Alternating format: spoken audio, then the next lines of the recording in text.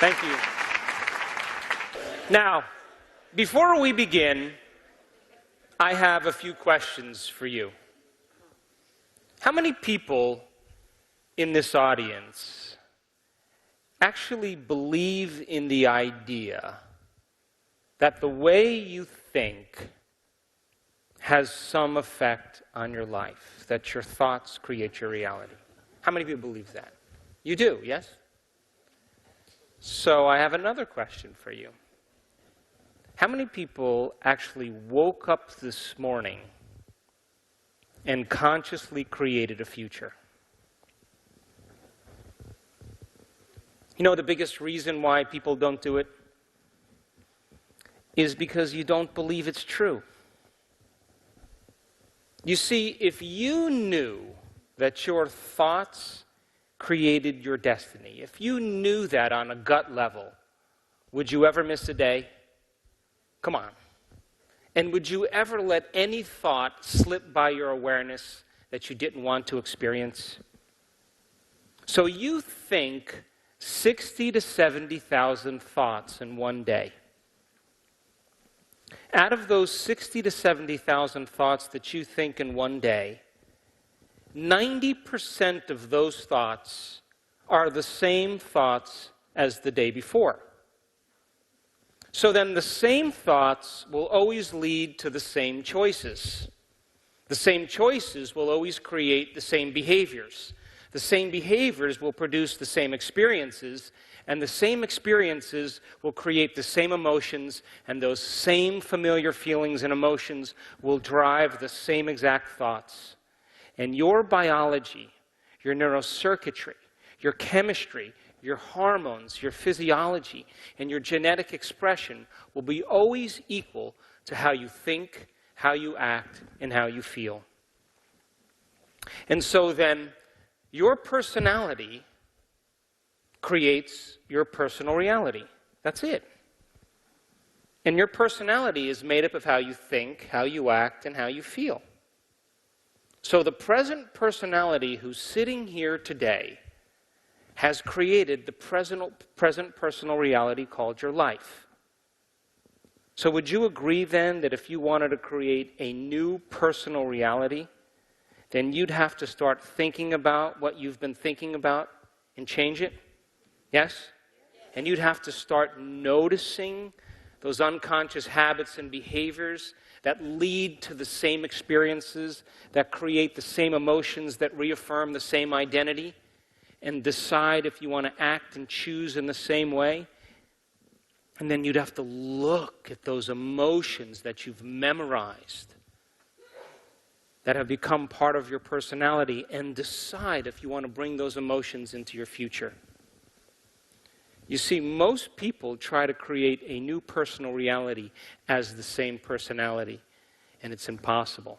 We literally have to become someone else. So then, if you keep thinking the same way every single day and making the same choices that lead to the same behaviors, there's a principle in neuroscience. And that principle is nerve cells that fire together wire together. So as you repeat the same thoughts, choices, behaviors, and experiences, you're forcing your brain to fire in the same sequences, in the same patterns, in the same combinations every day. And as long as you make your brain work the same way every day, you're reproducing the same level of mind. And you begin to hardwire your brain into a very finite signature. And that finite signature is like the box of the brain. So then, thinking outside the box then would mean that you would begin to make your brain fire in new sequences, in new patterns, in new combinations. And whenever you make your brain work differently, you're changing your mind, because mind is the brain in action. So the one ingredient that allows you to begin the process is information, is knowledge. Because every time you learn something new, you make a new connection in your brain. That's what learning is. Learning is forging new synaptic connections. Remembering is maintaining and sustaining those connections. So then, the Nobel Prize laureate Kandel in the year 2000 found that when people learn just a few bits of information, they doubled the number of connections in a certain part of their brain from about 1,300 connections to 2,600 connections. But if they didn't revisit that information and review it, within hours or days, those circuits literally pruned apart. So then, as you begin to learn vital information about the nature of reality, the new science of possibility, and you begin to wire that information in your brain, and you can repeat it, so that in your weakest moment or your darkest hour, you don't talk yourself out of possibility. So as you learn just a little bit of information, you're adding new stitches into the three-dimensional tapestry of your gray matter. And if you can contemplate and think about what you've learned, you're making your brain fire in new and different ways. And when you make your brain work differently, you're changing your mind. So then, new thoughts should lead to new choices. And new choices should lead to new behaviors. And new behaviors should create new experiences. And new experiences should create new emotions. And those new feelings and those new emotions should drive new thoughts. And that's called evolution. So then, does your environment control your thinking, or does your thinking control your environment?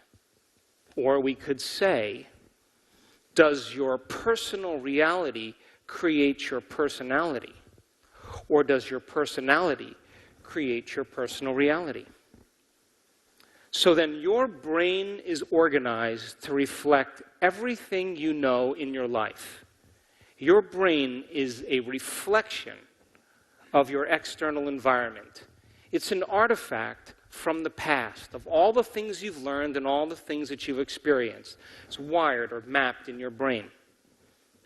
So if you wake up every morning and you get out of bed on the same exact side as you did the day before, and then you shut your alarm clock off with the same finger, and then you slip into your favorite slippers and you shuffle into the bathroom, and you use the toilet like you always do, and then you get up and you walk over to the mirror and you look in the mirror to remember who you are, and then you get in the shower and you wash yourself in the same routine way as you always do, and then you dress yourself and groom yourself to look like everybody expects you to look, and then you go downstairs and you have your breakfast the same as you did the day before, and you drink coffee out of your favorite mug.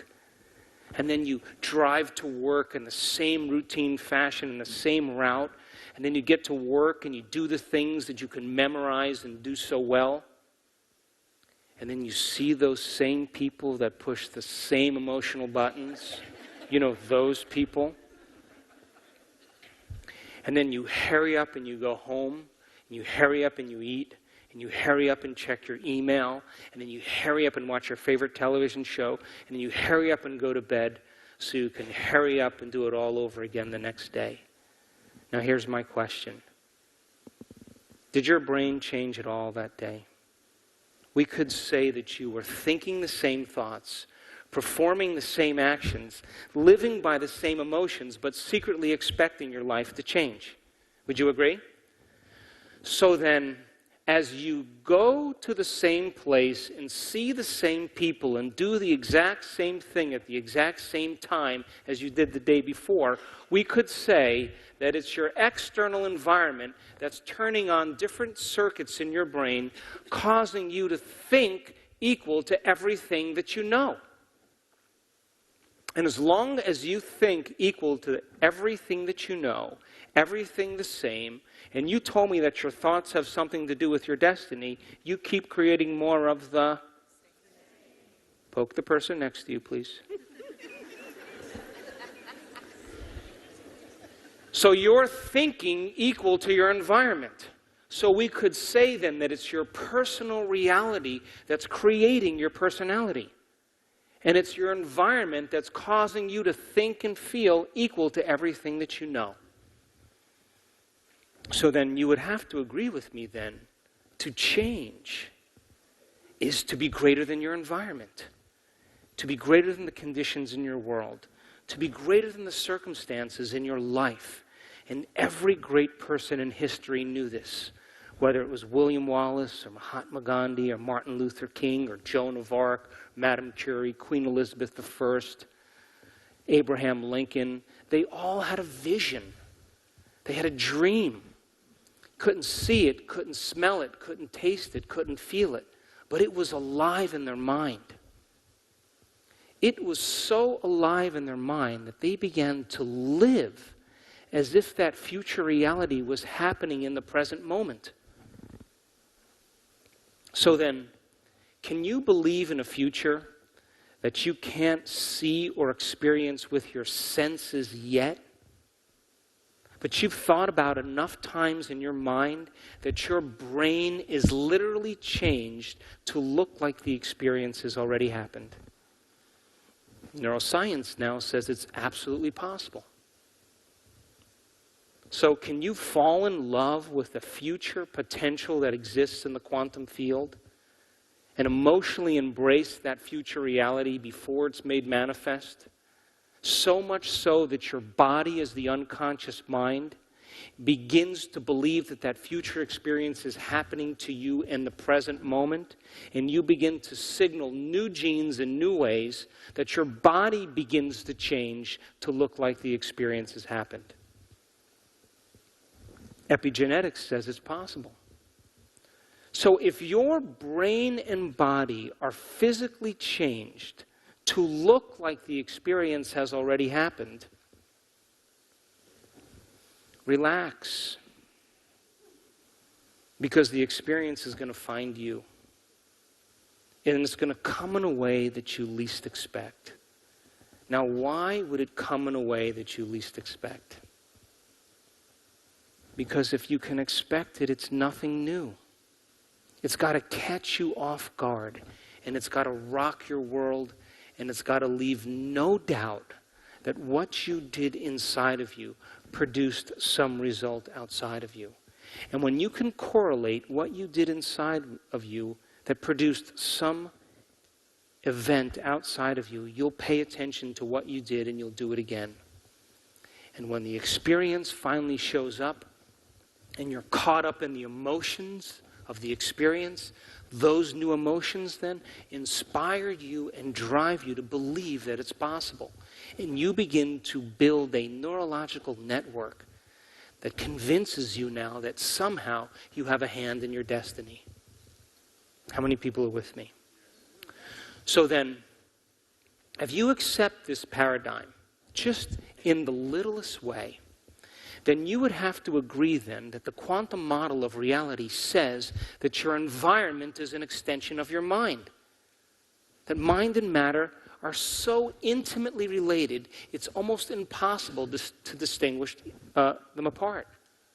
So if your environment is an extension of your mind, and you truly change your mind, shouldn't there be evidence in your life? I mean, why else would we do it? Shouldn't there be something happening outside of you because of the change you made inside of you? When we embrace the concept of change, you know, if you're no longer going to think the same way or act the same way or feel the same way, you're not going to make the same choices that lead to the same behaviors, that create the same experiences, that produce the same emotions, that make you feel like who you are. The moment you begin the process, you step into the river of change.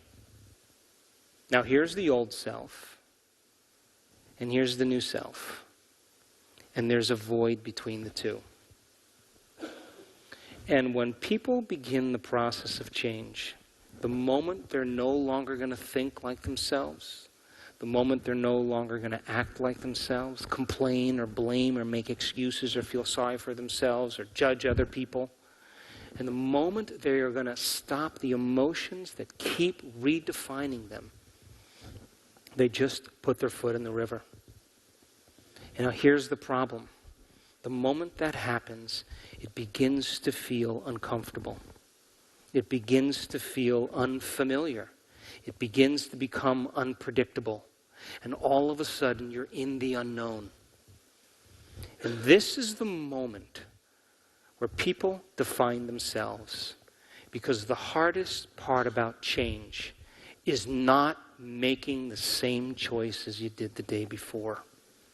And the moment you begin to inhibit those thoughts, choices, behaviors, experiences, and emotions, the body is craving the payoff, which is the emotion that you've become to define as yourself. And now the body's not getting that familiar feeling. And it starts to send a signal back to your brain. And it says, start tomorrow. You're a loser. It's not going to work.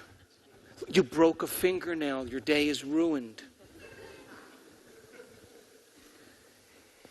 And those thoughts are the body as the mind, as you'll learn, trying to unseat you.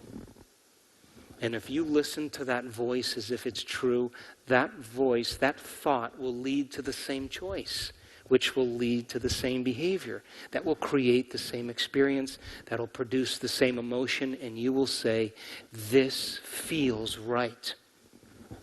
No, that feels familiar. Crossing the river of change is the biological, neurological, chemical, hormonal, addictive, genetic death of the old self. It is a literal dying of the old self. And people will say to me, Dr. Joe, yeah, but I can't predict my future. I'm in the river of change. Well, the best way to predict your future when you're in the unknown is to create it. And only when you are in the unknown, when you are in that void, if you can begin to become comfortable with it, that the magic happens. So then, we invest enormous amounts of energy in building an identity that's connected to the old self. And where you place your attention, as you'll learn this weekend, is where you place your energy. So if you keep this facade, this ideal of yourself going for an extended period of time, all for the payoff of the feeling that you define as you. Because when you wake up in the morning, the first thing you do is you wake up and then you go, oh, where's the feeling? Oh, there's guilt. Oh, whoo, whoo. Almost didn't know who I was. All right, now I can think about my problems and all the people that are related to it. Oh, my goodness. We look for that feeling. So then, the moment we begin to draw our energy away from the old self, that is the David and Goliath. That is Gandalf on the bridge looking at the monster. And as you begin to take your attention off the old self, it demands a certain amount of your attention. And now you are beginning to abandon it, and you are taking your energy and bringing it back, and you're driving it to a new future. And that first couple steps into the river is where people have to decide if they want to cross or not. But then, if you're in the river, instead of white-knuckling it through the whole process, wouldn't you agree that it would be a good idea to think about what thoughts you do want to fire and wire in your brain? And could you begin to plan your behaviors and begin to rehearse who you're going to be when you open your eyes and begin to change your brain just by thought alone? To begin to eliminate the environment and the people and things and places and experiences in your world and make the inner world more real than the outer world, until your brain begins to change to look like the experience has already occurred. You're going to learn how to do this, and there are people around the world that are doing it, and they're doing the uncommon. And so then, as the body begins to crave the emotion that we become addicted to that defines us, and you are like an addict going through the cravings and the changes, Don't you think that you could teach your body emotionally, without the experience, what abundance would feel like ahead of the event? Giving it a sampling of the future. Now, the materialist would say, well, I'm not going to give thanks till my lover shows up. And I'm not going to be in joy till my abundance, finally is in my checking account. That's the old model of reality, of cause and effect. Waiting for something outside of you to change how you feel inside of you. And when that person or that experience changes how you feel differently, and you pay attention to who caused it or what caused it. And that event in and of itself is called a memory. But that's the Newtonian model of reality. Our senses defining reality. But the quantum model of reality is beyond your senses. Which means then, you begin to emotionally embrace the event before it's made manifest. And you can convince your body emotionally that it's already occurred, and those emotions are driving a new set of thoughts. Then you would have to agree with me then. If you do that properly, your brain and body are no longer in the past. They're literally in the future. And if you can give thanks before the event occurred, oh my gosh. We've been hypnotized and conditioned into believing we need a reason for joy. We need a reason for gratitude. That's the old model. But the quantum model says, you give thanks before the event is made manifest, and you convince your body emotionally it's already done. Because what is the emotional signature of gratitude? Well, doesn't it mean it already happened? So if you're giving thanks, you move into a state of gratitude, your body, as the unconscious mind, begins to believe it's already done. And gratitude is the ultimate state of receivership. So then, if you're combining a clear intention with an elevated emotion, and you're in a new state of being, then you're literally signaling new genes in new ways before the event has occurred. And your body begins to change, as you'll learn, to look like the experience has occurred. You've already signaled a gene. The body's already in the future. And as a matter of fact, if you combine that model with the quantum model of reality, and you're observing that destiny, your body's going to be drawn to the event. So then, our senses should be the last to experience what our mind has created. And so then the materialist would wait for the event to occur to give thanks. But the quantum mind has already experienced it enough times that when their mind and body are in the future, they have a sense of knowingness. So taking philosophical knowledge, information, and initiating that information into your life to have an experience allows you to begin to experience the truth of that knowledge. And then ultimately, if you can re-experience it enough times, you begin to master it. You go from philosopher to initiate to master. And there are people around the world that are doing the uncommon right now. And we are in an amazing time. This is a time in history where it's not enough to know. This is a time in history to know how. And I can tell you from the movie What the Bleep, after it became an overnight sensation, the most common question that I heard over and over and over again was, how do you do it? And why is it so hard to change? Those are two questions I kept hearing over and over again. So then most people wait for crisis or trauma or disease or diagnosis or loss to finally decide to change. We have to be knocked to our knees when we finally say enough. And when we reach that point where we're in crisis, we no longer feel like ourselves, and that's the first time we could actually see ourselves. Because you're beginning to look at it through the eyes of someone else. But my message is, why wait? You know, you can learn and change in a state of pain and suffering, or you can learn and change in a state of joy and inspiration. Which would you choose? Now, the old model of reality that's been steeped in religion is that you have to suffer and you have to go through all the emotions along with it. And then it's time to change. But why not create the life you want in the state that you're in? We started teaching workshops around the world, not because I ever wanted to do it, but because people kept asking me, what do you do? And how do you do it? And so we taught these workshops for a year. And guess what happened? Nothing. I mean, some people had some changes, but it really wasn't amazing, you know. And I had to think, you know, if I was making a difference or not. And I don't know if I wasn't saying it well or I just, you know, it wasn't being received. But after about a year, about 9-10 months, all of a sudden we started getting emails from people. And the first line of every email that we get is always the same. The very first line reads exactly the same. It reads, "You're not going to believe this. I actually applied this stuff and it works."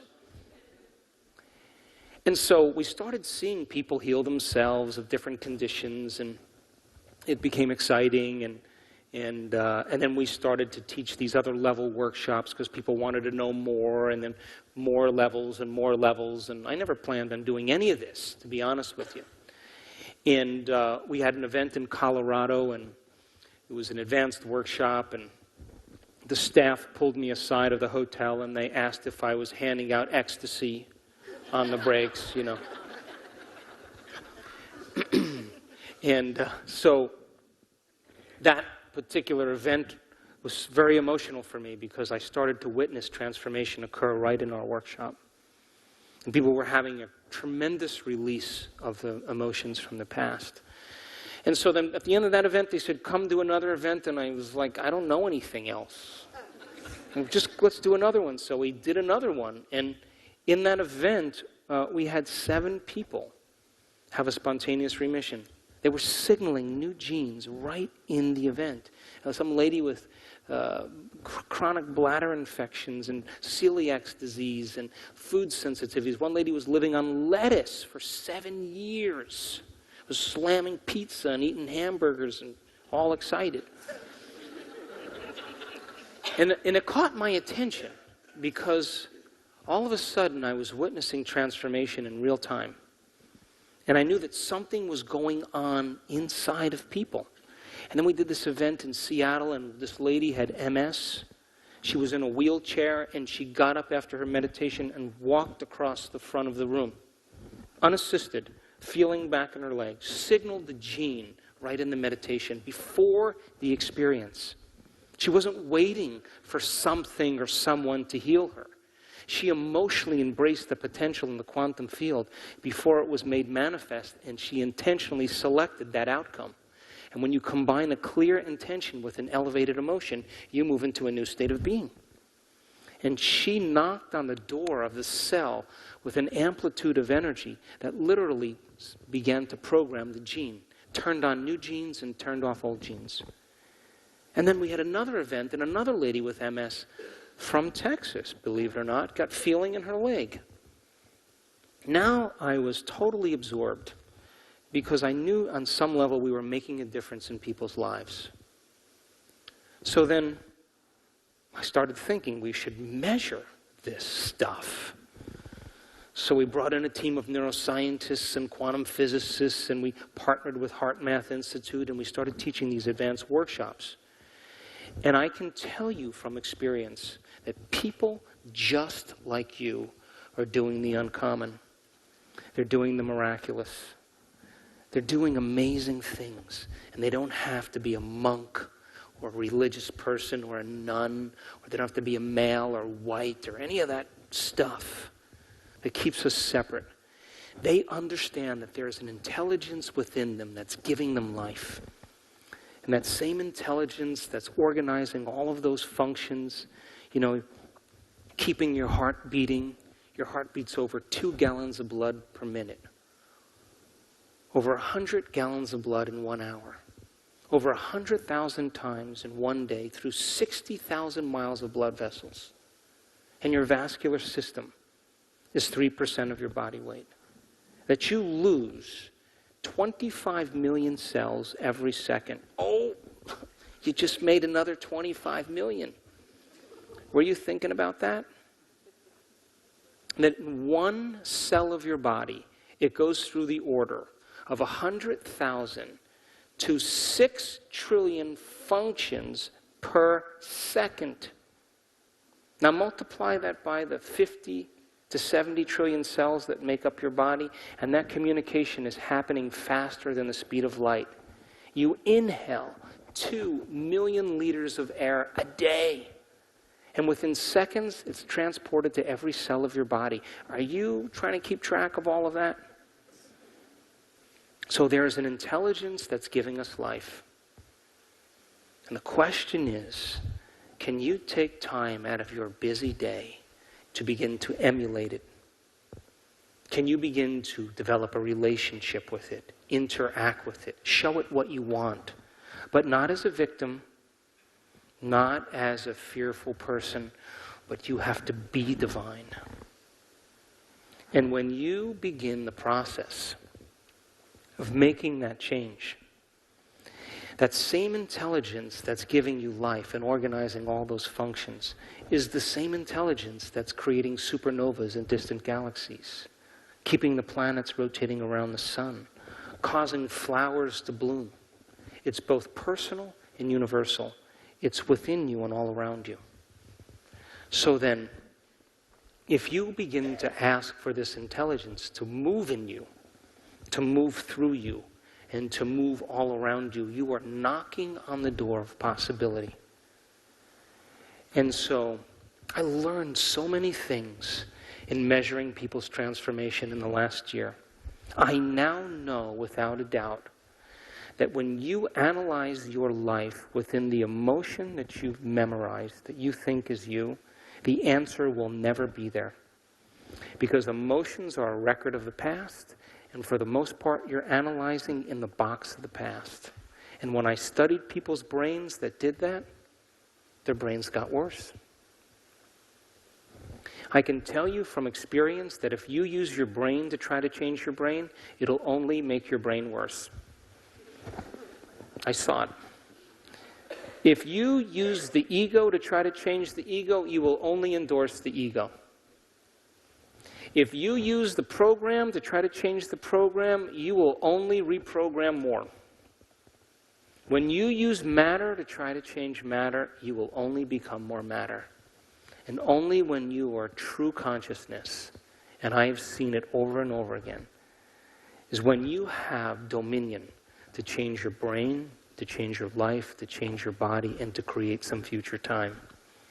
And so we taught these workshops because I wanted to see if it was true. I wanted to know what was happening. And we were lucky enough to catch people's brains that had Parkinson's disease at the beginning of our event. And 4 days later, it wasn't there. It wasn't just in their mind. It was in their brain. People who had terrible anxiety, you could see it in the brain scan. 4 days later, nothing. Traumatic brain injuries, where the brain is shut off because someone went through the windshield, who's wheelchair bound. 4 days later, normal brain. Stood up at the end of the event. It wasn't matter that was changing matter. It was energy that was changing matter. People who had enormous releases of energy from their body to their brain, their entire brain electrified. We caught it. And it wasn't that they were trying to create it, it was happening to them. And you think that that person can go back to business as usual in their life after just a few of those?